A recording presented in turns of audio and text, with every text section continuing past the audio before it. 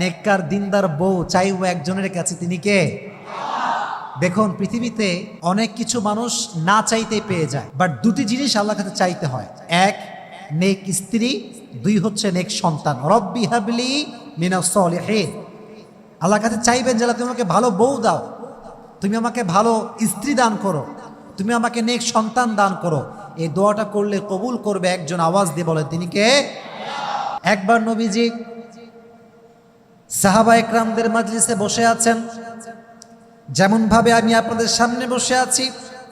নবীজির সামনে কয়েকশো সাহাবা বসে আছে। একজন যুবক সাহাবা এসে বলল, ইয়া রাসূলুল্লাহ, ইয়া হাবিবাল্লাহ, মান তুহিব্বু আকসার, who do you love most? নবী হে, আপনি সবচেয়ে বেশি কাকে ভালোবাসেন? আরব বিশ্বে তখন বউকে ভালোবাসা এক কাপুরুষতা মনে করা হতো। যে বউকে ভালোবাসা তাকে বলা হতো কাপুরুষ। তৎকালীন সময়ে প্রথার মাঝখানে নবীজি সমস্ত প্রথাকে ভেঙে দিয়ে সবার সামনে বললেন, সাহাবা একরাম শোনো, উহিব্বু আয়েশাতা আকসার, আমি নবী আমার স্ত্রী আয়েশাকে সবচাইতে বেশি ভালোবাসি। সুবহানাল্লাহ পড়েন।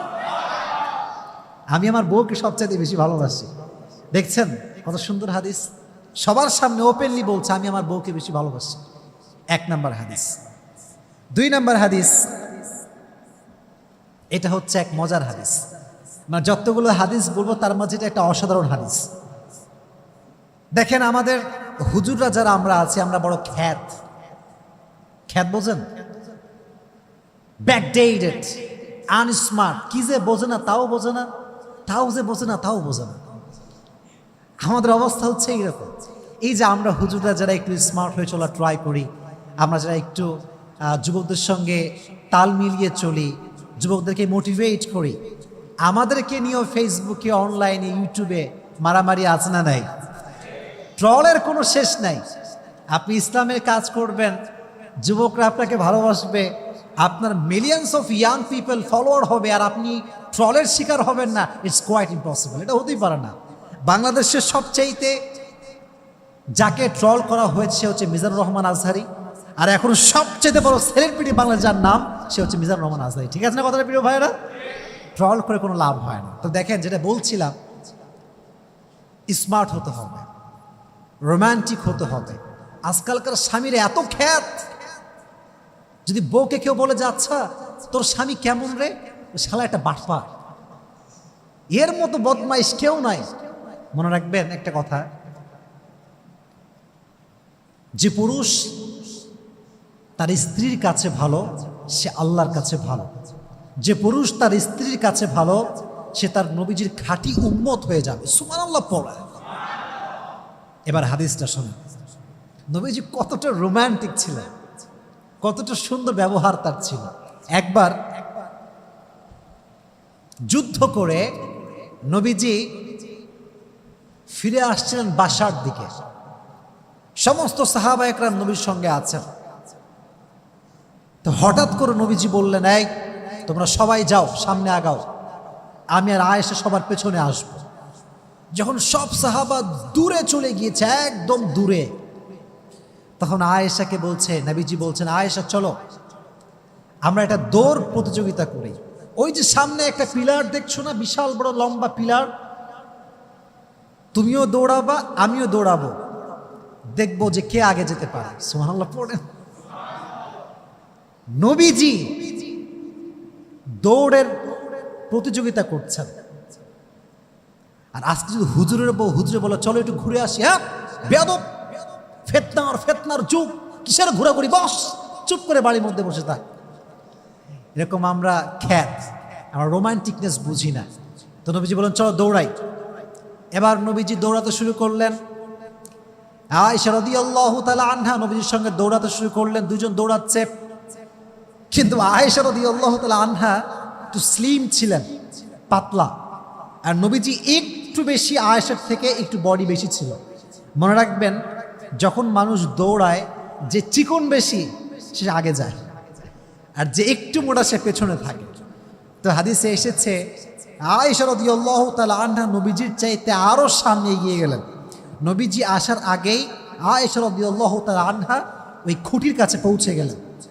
হাঁপাতে হাঁপাতে বললেন, নবী আপনি আমার সঙ্গে পারলেন না, আজকে আমি জিতে গেলাম, আজকে আপনি হেরে গিয়েছেন। সুবহানাল্লাহ পড়ে। রোমান্টিকনেস কাকে বলে? বউকে আদর যত্ন ভালোবাসা কাকে বলে? আবার আরেকটা হাদিসে আসছে, এইটা হওয়ার পরে আরো অনেক দিন পরে নবীজি আবার যুদ্ধ থেকে বাসায় ফিরছেন। এবার আয়েশা রাদিয়াল্লাহু তাআলা আনহা বলছে, নবী চলেন আজকে আবার হয়ে যাক, দেখি কে পারে আজকে। আগের বার কে জিতেছিল? আবার বলেন, আগের বার কে জিতেছিল? তো নবীজি বলছে, আগের বার হারছি, আবার যদি আজকে হারি মান সম্মান থাকবে না। তো নবীজি বলছে, ঠিক আছে চলো আজকে আমরা আবার ট্রাই করি, লেটস গো, শুরু করো, চলো যাই। এবার দুইজন দৌড়াতে শুরু করছে, কিন্তু হাদিসে এসেছে এবার আয়েশা রাদিয়াল্লাহু তাআলা আনহা আগের বারের চাইতে এবার একটু স্থূল হয়ে গিয়েছেন, একটু মোটা হয়ে গিয়েছে। তো যখন দৌড়াতে শুরু করেছে, নবীজি আয়েশার চাইতে একটু সামনে এগিয়ে গিয়েছে, আর দৌড়ে গিয়ে ওই খুঁটিকে ছুঁয়ে বলছে, আয়েশা হাদিহি বিতিলকা, আগের বার তুমি আমারে হারাইছো, আজ আমি তোমারে হারাই দিলাম। সুবহানাল্লাহ পড়ে। তাহলে এই যে খুনসুটি ভালোবাসা, এটা স্বামী স্ত্রীর মাঝে রাখার দরকারটা যুবক ভাইয়েরা আছে না নাই? এজন্য এই হাদিস থেকে আমি এটাই বলতে চাচ্ছি যে স্বামী যদি স্ত্রীকে ভালোবাসে, স্ত্রী যদি স্বামীকে ভালোবাসে, আর সে আজিম থেকে খুশি হয়ে যায়, একজন জবান খুলে বলে তিনি কে? এবারে তাকবীর দেন, লিল্লাহি তাকবীর, লিল্লাহি তাকবীর। তাহলে বোঝা গেল নবীজি আয়েশাকে খুব কম ভালোবাসতেন, খুব কম ভালোবাসতেন। তো তোমাদের যখন বউটো হবে, তোমরা খ্যাত হবা না রোমান্টিক হবা? লজ্জা পায়, দেখছেন এখনই লজ্জা পায়। বলেন, খ্যাত হবেন না রোমান্টিক হবেন? নবীজি কি আনরোমান্টিক ছিলেন না রোমান্টিক ছিলেন? আল্লাহ আমাদের সবাইকে নবীজির মতো স্বামী হওয়ার তৌফিক দান করুক, সকলেই পড়া আমিন। এবার আর একটা মজার হাদিস শোনা। আচ্ছা বলেন তো, আফ্রিকার মানুষ দেখতে অনেক ফর্সা হয়, তাই না ভাই? তারা হয় নিগ্রো, অনেক কালো হয়, এটা আল্লাহর সৃষ্টি, এখানে হাসার কোনো কারণ নেই। তারা হচ্ছে নিগ্রো জাতি, অনেক কালো হয়। তো আরবে মাঝে মাঝে ইথিওপিয়ার লোকেরা আসতো, কালো দেখতে, তার বিভিন্ন খেলা দেখাতো, খেলা যেটাকে আমরা বলি সার্কাস। আমরা বলি কি? তৎকালীন সময়ের সার্কাস ছিল তরবারি দিয়ে খেলা। কি দিয়ে খেলা? তরবারি দিয়ে। তো হাদিসে এসেছে একবার তরবারি দিয়ে হাবশিরা খেলছিল, ইথিওপিয়ার লোকেরা খেলছিল। এটা হচ্ছে ঘর, এটা হচ্ছে জানালা। এটা কি ভাই? জানালা। তো মাঠে খেলছে। ইথিওপিয়ার লোকেরা কোথায় খেলছে? মাঠে। তো তরবারি যখন আমরা বাড়ি মারি একটা আরেকটার সঙ্গে, একটা আওয়াজ আছে না নাই? তো আওয়াজ শুনে আয়েশা বলছে, নবী হে, আমি একটু দেখতে চাই, আমার বড্ড মন চাচ্ছে, চলো না, নিয়ে যান আমাকে, চলেন একটু ঘুরে আসি। তো নবীজি কত ভালোবাসা, দেখেন কত সুন্দর হাদিস।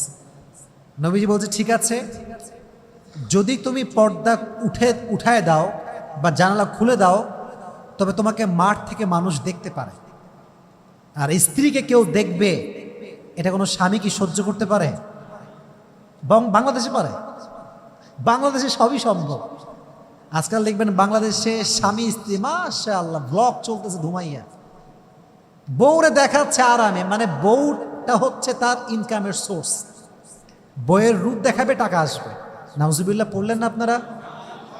তোমাদেরকে সবাইকে বলছে, যুবক ভাইরা শোনো, জীবনে হালালভাবে এত টাকা কামাবা যেন স্ত্রীকে দেখিয়ে টাকা পয়সা ইনকাম করতে না হয়। ঠিক না বলো যুবক ভাইয়ারা? এত টাকা কামাতে হবে তোমাকে, খালি বউরে দেখায় ব্লগ করে বেড়াচ্ছে। এটা বড় মারাত্মক ফিতনা। এটা আমার বউ, আমি দেখব, পৃথিবীর কেউ আমার বউকে দেখার অধিকার রাখে? এবার দেখেন আমার দিকে তাকান, হাদিসটা প্র্যাকটিক্যালি বোঝাচ্ছে। প্র্যাকটিক্যালি এটা হচ্ছে জানালা, এটা হচ্ছে মাঠ। তো নবীজি যেটা করলেন, জানালার কাছে এসে নবীজি দাঁড়ালেন। নবী ছিলেন আয়েশার সাথে একটু লম্বা, আয়েশা নবীর সাথে একটু ছোট ছিল। যখন নবী দাঁড়াইছেন, পায়ের যে গোড়ালি আছে এইটা উঠাই দিয়েছেন, ফলে লম্বা একটু কম হবে না বেশি হবে? লম্বা কম হবে না বেশি হবে? নবীজি পায়ের উপরে ভর করে লম্বা হয়ে দাঁড়াইছেন। খুব ভালো করে বুঝবেন হাদিসটার অর্থ কি। আর আয়েশা রাদিয়াল্লাহু তাআলা আনহা ঠিক নবীজির ঘাড়ের পেছনে মাথা দিয়েছেন, পুরো বডি নবীজির সামনে, শুধুমাত্র পিঠের এখান থেকে আয়েশার চোখ দেখা যাচ্ছে। চোখ দেখিয়ে আয়েশা দেখছে খেলা কেমন হচ্ছে, অনেকক্ষণ দেখেছে খেলা। নবীজি বলছেন, আয়েশা মন ভরছে নাকি আরো দেখবা? বলছে, নবী আমি আরো দেখব, আপনি আরেকটু দাঁড়ান। যতক্ষণ পর্যন্ত আয়েশার মন ভরে নাই ততক্ষণ পর্যন্ত নবীজি পাটা এমন করে উঁচু করে দাঁড়িয়ে আয়েশার মনোরঞ্জন করেছে। সুবহানাল্লাহ পড়ে। ভালোবাসা কাকে বলে? হ্যাঁ, কত সুন্দর ভালোবাসা। আর একটা হাদিসে এসেছে, এইটা কি, এইটা কি ভাই? মাশাআল্লাহ। পানি খাবো এটা বাহানা ছিল, একটা হাদিসও আছে এখানে। দেখেন কত সুন্দর হাদিস। আয়েশা রাদিয়াল্লাহু তাআলা আনহা যে গ্লাসে পানি পান করতেন, মনে করেন নবীজি এখান থেকে পানি পান করেছেন, না আয়েশা এখান থেকে পানি পান করেছেন, নবীজি আয়েশার সামনে ঠিক ওই মুহূর্তে গ্লাসটা নিয়ে আয়েশা যেখান থেকে মুখ লাগিয়ে পানি পান করেছে, নবীজিও সেখানে মুখ লাগিয়ে পানি পান করতেন। সুবহানাল্লাহ বললেন না? কি সুন্দর ভালোবাসার বহিঃপ্রকাশ। আর একটা হাদিসে এসেছে, আমি আগে বলেছিলাম যখন বিয়ে হয়েছিল আয়েশার বয়স কি বেশি ছিল না কম ছিল? আরো জোরে, কম না বেশি? দেখবেন যাদের বয়স কম ম্যাচিউরিটি কম, বয়স কম কাজের দক্ষতা কম। কথা ঠিক আছে না প্রিয় ভাইরা? দক্ষতা কম। তো যখন প্রথম বিয়ে করে আসছেন বাসায়, রান্না করতে পারে না, ভাত রান্না করতে পারে না, রুটি বানাইতে পারে না। তো নবীজি এতটা ভালোবাসতেন, শুরুর দিকে নবীজি নিজেই আটা, নবীজি ঠিকঠাক করে আটা ছেনতেন এবং নবীজি নিজেই আয়েশাকে রুটি কেমন করে বানাতে হয় হাতে হাতে শিখাই দিতেন। সুবহানাল্লাহ পড়ে। এই জন্য যুবক ভাইয়েরা যারা এসেছে, আমরা এই হাদিসগুলো থেকে আমরা যেটা বুঝতে পারলাম সেটা হচ্ছে এই, আজ থেকে আমরা বউয়ের সঙ্গে খাসটা মাসটা করবো, কোনো ভালোবাসা হবেই না। এটা শিখলেন নাকি আপনারা? ভালোবাসবেন তো ইনশাআল্লাহ? অনেকে ইনশাআল্লাহ বলতে লজ্জা পাচ্ছে, যেটা বলেন ইনশাআল্লাহ। নবী যেমন আয়েশাকে ভালোবাসতেন, আল্লাহ আমাদের সবাইকে সেইভাবে স্ত্রীদেরকে ভালোবাসার তৌফিক দান করুন। সকলে মন খুলে পড়না আমিন, আরো জোরে সোরে পড়না আমিন। এবার আসেন এক ঘটনা। আয়েশার জীবন নিয়ে কথা বলতে গেলে একটি ঘটনা আপনাকে জানতে হবে, এটা নাম হচ্ছে ইফকের ঘটনা। এটার নাম কি? ইফক। বলেন কিসের ঘটনা? ইফকের ঘটনা। এটা আমরা একদম শেষের দিকে আছি, আমরা একটু পরেই শেষ করে আমরা দোয়া করে দিব। আপনারা সবাই বিরক্ত হয়ে গেছেন নাকি প্রিয় ভাইরা? বিরক্ত হয়ে গেছেন নাকি আপনারা? তাহলে তাকবীর দেন, লিল্লাহি তাকবীর, লিল্লাহি তাকবীর। ইফক মানে হচ্ছে অপবাদ দেওয়া, অপবাদ। মাঝে মাঝে মিথ্যা অপবাদ আমাদের নামে আছে না নাই? মাঝে মাঝে নিজের নামে এমন কিছু শুনি যা আমি নিজেই জানি না। বন্ধু বান্ধবরা কয়, কিরে তুই নাকি 3টা প্রেম করিস? কি বেটা, আমি মেয়ে খুঁজে পাচ্ছি না বিয়ে করার জন্য, তুই 3টা প্রেম কই থেকে পাই? দেখবেন মাঝে মাঝে আমরা এমন কিছু শুনি যা আমরা নিজেরাই জানি না। তো অপবাদ, এটা হচ্ছে অপবাদের ঘটনা। হাদিসটা ভালো করে শুনবেন। একবার আয়েশা রাদিয়াল্লাহু তাআলা আনহা নবীজির সঙ্গে ফিরে আসছিলেন, ঘুরতে গিয়েছিলেন, ঘোরা থেকে ফিরে আসছিলেন। হঠাৎ করে প্রকৃতির ডাকে সাড়া দেওয়ার জন্য আয়েশা রাদিয়াল্লাহু তাআলা আনহা উট থেকে নামলেন। উট, এখন চলে বাস, এখন আছে কার, এখন আছে বাইক। তৎকালীন সময় ছিল 2টা জিনিস, এক হচ্ছে ঘোড়া আর একটা উট। তো উটের উপরে ছিল একটা হাউদাজ, এটা হচ্ছে আরবি শব্দটা, বাংলা হচ্ছে পালকি। এটা নাম কি? আগের যুগে বিয়ে হতো কিসে চড়ে? পালকিতে চড়ে। তো আয়েশা রাদিয়াল্লাহু তাআলা আনহা পালকিতে ছিলেন, প্রকৃতির ডাকে সাড়া দেওয়ার জন্য পালকি থেকে নেমেছেন। যখন নেমে গিয়েছেন, যখন ফিরে আসবেন তখন দেখছেন যে একটা গলায় লকেট ছিল, লকেটটা নাই। তিনি আবার গিয়েছেন লকেট খুঁজবার জন্য। লকেট খুঁজতে খুঁজতে এত দেরি হয়ে গিয়েছে যে পুরো কাফেলা আবার ফিরে চলে গিয়েছে। এখন বলবেন, হুজুর যারা উট টানছিল তারা তো অবশ্যই বুঝবে, কারণ একটা মানুষ উঠলে উঠের যে বোঝা এটা হালকা হয় না ভারী হয়? এর ব্যাখ্যা হচ্ছে এই যে আয়েশা অনেক চিকন ছিলেন, স্লিম ছিলেন, ফলে উঠলেও আহামরি বোঝা যেত না। তো সাহাবা একরাম মনে করছে অবশ্যই উঠে গিয়েছে, তারা ফিরে আসছে।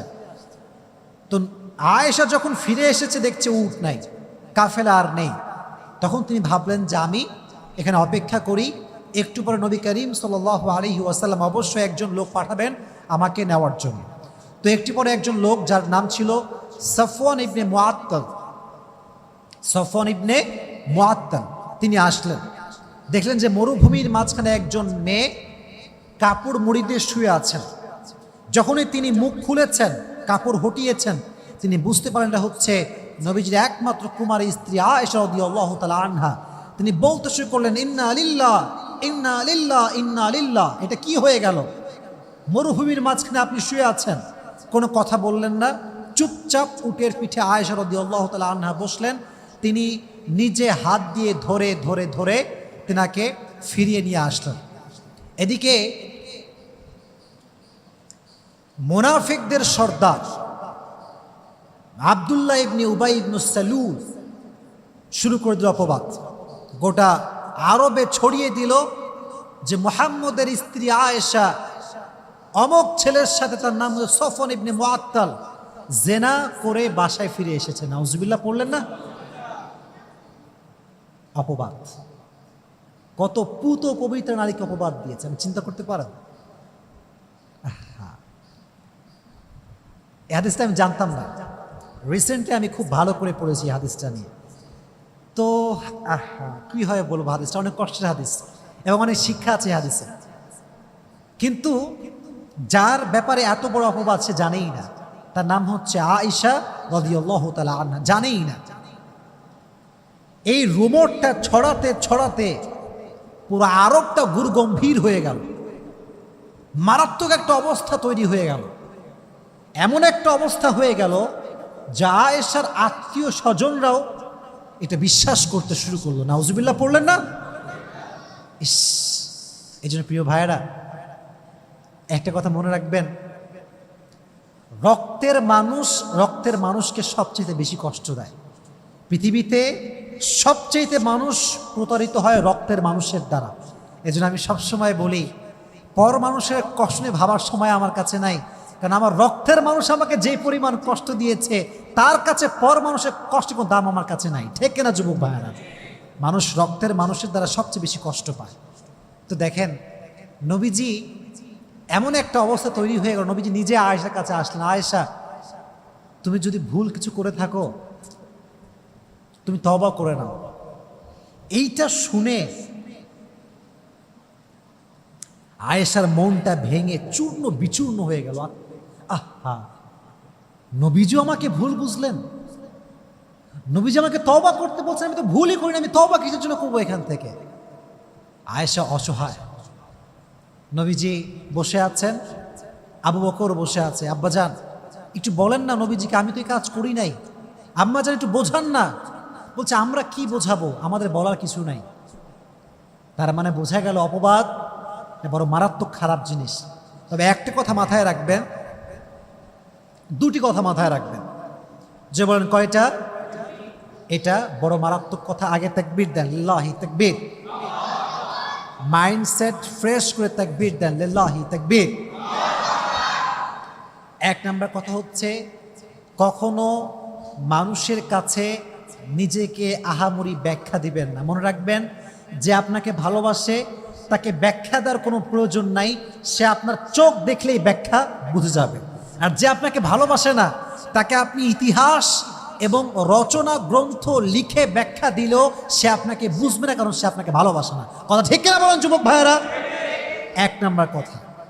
দুই নাম্বার কথা, যখন আপনাকে কেউ ছেড়ে চলে যাবে তাকে সুন্দরভাবে সালাম দিয়ে বিদায় দিবেন, আর বলবেন একটা কথা, তুমি যদি আমাকে পছন্দ না করো, তুমি যদি আমার সঙ্গে থাকতে না চাও, আমিও তোমার সঙ্গে থাকতে রাজি নই। এর কারণ, যে থাকতে চায় সে থাকার কারণ খুঁজে বের করে, আর যে যেতে চায় সে যাওয়ার জন্য হাজারটা কারণ খুঁজে বের করে।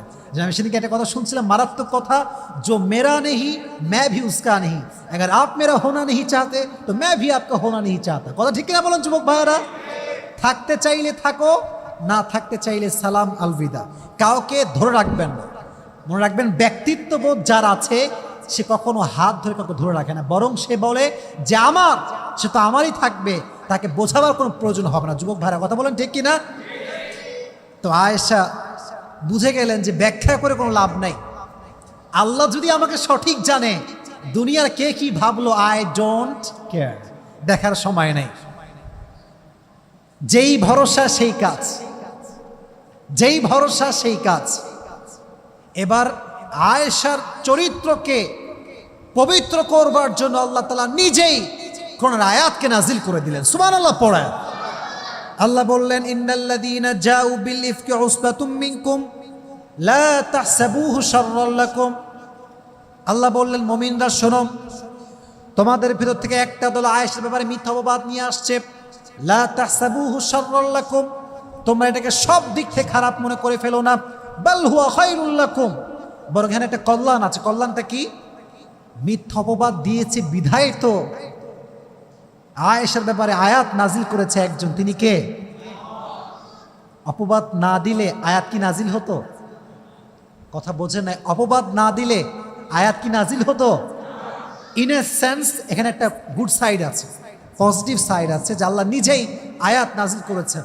আল্লাহ বলছেন, শোনো, উসবাতুম মিনকুম, তোমাদের মাঝে একটা দল মিথ্যা অপবাদ নিয়ে এসেছে। লা তাহসাবুহু শাররাল লাকুম বাল হুয়া খায়রুল লাকুম, এটা সব দিক থেকে খারাপ নয়, এটা কিছু দিক থেকে ভালো আছে। লিকুল্লি ইমরিইম মিনহুম মাকতাসাবা মিনাল ইথ, যার যেই পরিমাণ গুনাহ করা দরকার ছিল সে সেই পরিমাণ করে ফেলেছে। ওয়াল্লাযী তাওয়াল্লা কিবরাহু মিনহুম লাহু আযাবুন আলীম, এবং যেই ব্যক্তি রুমরটাকে ছড়াতে সবচেয়ে বেশি কাজ করেছে তার জন্য কিয়ামতের কঠিন ময়দানে আযাবকে তৈরি করে রেখেছে। একজন আওয়াজ দিয়ে বলেন, তিনি কে? আয়াত নাজিল হওয়ার পরে নবীজি অনেক খুশি হলেন। শেষের দিকে আছি, এটাই আমার শেষের কথা।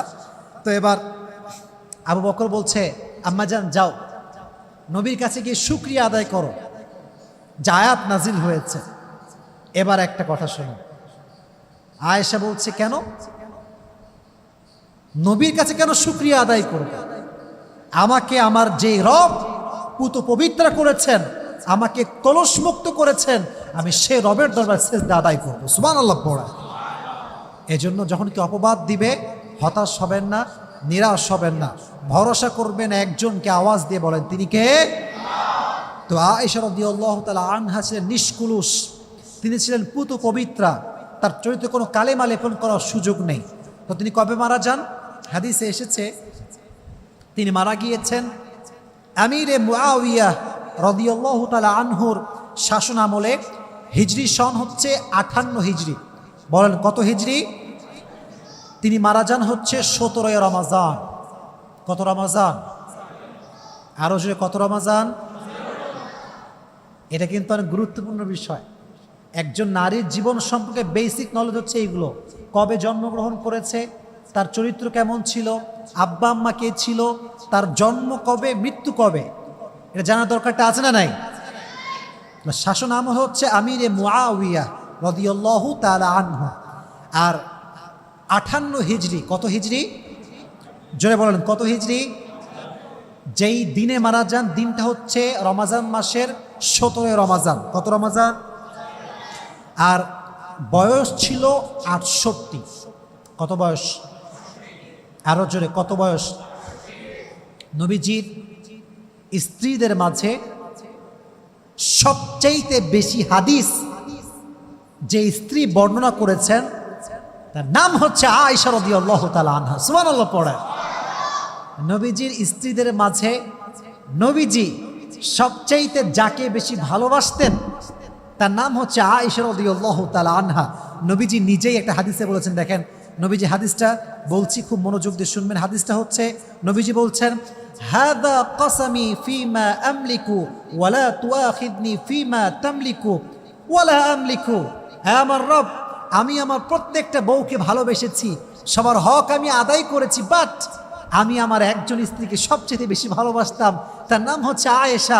দয়া করে মেহেরবানি করে তুমি এর উপরে আমাকে কিয়ামতের দিন পাকড়াও করবা না, কারণ আয়েশাকে আমি মন থেকেই প্রচণ্ড ভালোবাসতাম। সুবহানাল্লাহ পড়ায়। এজন্য যুবক ভাইয়ারা, আজকের আলোচনার শিক্ষা হচ্ছে কয়েকটা, আমি জাস্ট বলা ট্রাই করছি সংক্ষিপ্ত সময়।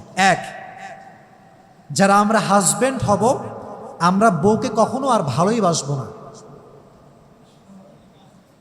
কথা বলেন না কেন আপনারা?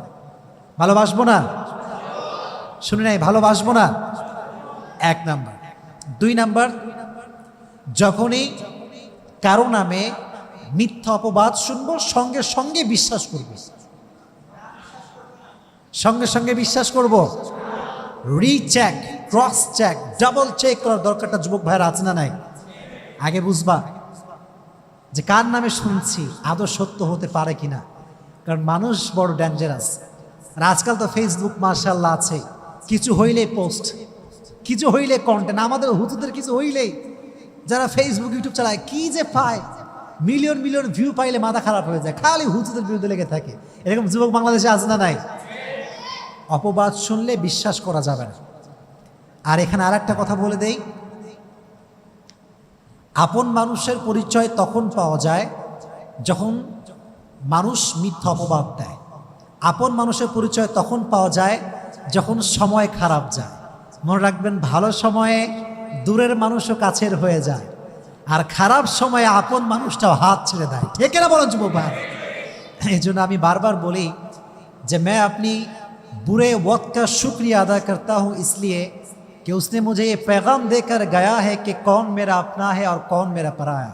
আমি আমার খারাপ সময়কে ধন্যবাদ দেই, আমি আমার বিপদকে ধন্যবাদ দেই এই জন্য যে আমার খারাপ সময় এবং আমার বিপদ আমাকে বুঝিয়ে দিয়েছে কে আমার আপন, কে আমার পর।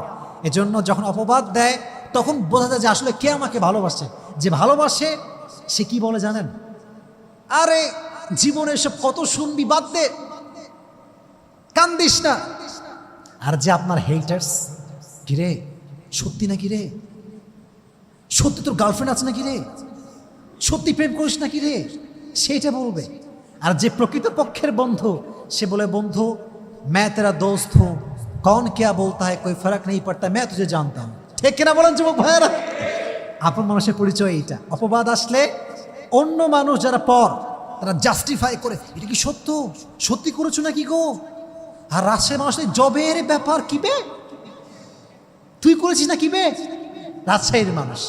তো আমরা এটা করব না, যখনই যা শুনবো জাস্টিফাই করবো যে is it real or fake. ইনশাআল্লাহ, যে বলেন ইনশাআল্লাহ। তাহলে এক, বউকে ভালোবাসবো। দুই হচ্ছে যাই শুনবো মিথ্যা অপবাদে বিশ্বাস করা যাবে না। রাজি আছেন তো ইনশাআল্লাহ? আর মেয়েদেরকে বলবো, আপনারা আজকাল খুব খারাপ হয়ে গিয়েছেন। এর কারণ অনেক মেয়ে দেখবেন, I am really sorry to say, I am really sorry, এটা আমাকে বলতে হবে, অনেক মেয়ের এক পুরুষ দিয়ে হয় না, 10টা পুরুষ লাগে।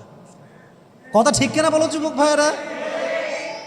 এই যেই মেয়েগুলো 10 পুরুষে আসক্ত হয়, দিন শেষে এমন এক কুয়ার ভেতরে পড়ে যেখান থেকে উঠে আর আসতে পারে না। ঠিক কেন বলো যুবক? আয়েশার মতো হতে হবে আপনাকে।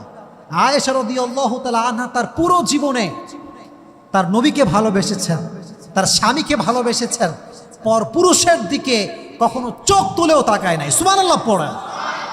এজন্য মেয়েদেরকে বলবো, স্বামী হচ্ছে আপনার জীবনের প্রথম পুরুষ, স্বামী হচ্ছে আপনার জীবনের শেষ পুরুষ। স্বামীকে বাদ দিয়ে কোন নায়কের দিকেও তাকাবেন না, স্বামীকে বাদ দিয়ে এলাকার কোনো যুবকের দিকেও তাকানো যাবে না। ঠিক কিনা বলো যুবকেরা? আল্লাহ প্রত্যেকটা মেয়েকে স্বামী ভক্ত হওয়ার তৌফিক দান করুন, সকলেই পড়া আমিন। আবার অনেক মেয়ে আছে দেখবেন স্বামীর উপরে সন্তুষ্ট না, বলে যে তোমার তো 6 প্যাক নাই, অমুক যুবকের 6 প্যাক আছে, তোমার তো সরকারি চাকরি নাই, অমুক যুবকের সরকারি চাকরি আছে। আমার বোনদেরকে আমি একটা কথাই বলবো, অমুক যুবকের 6 প্যাক থাকতে পারে, সরকারি চাকরি থাকতে পারে, সব থাকতে পারে, কিন্তু অমুক যুবক আপনাকে ভালোবাসে না, আপনার স্বামী আপনাকে প্রকৃত পক্ষের ভালোবাসে। ঠিক কিনা প্রিয় ভাইরা? দিন শেষে স্বামীকে ভালোবাসার দরকারটা আছে নাই? আয়েশা রাদিয়াল্লাহু তাআলা আনহা যেমন নবীকে ভালোবাসতেন, রেসপেক্ট করতেন, প্রত্যেকটা নারীর এরকম রেসপেক্ট করার দরকারটা যুবক ভাইরা বলো, আছে না নাই? আল্লাহ প্রত্যেকটা নারীকে আয়েশার মতো স্বামী ভক্ত হওয়ার তৌফিক দান করুক, সকলে মন খুলে পড়া আমিন।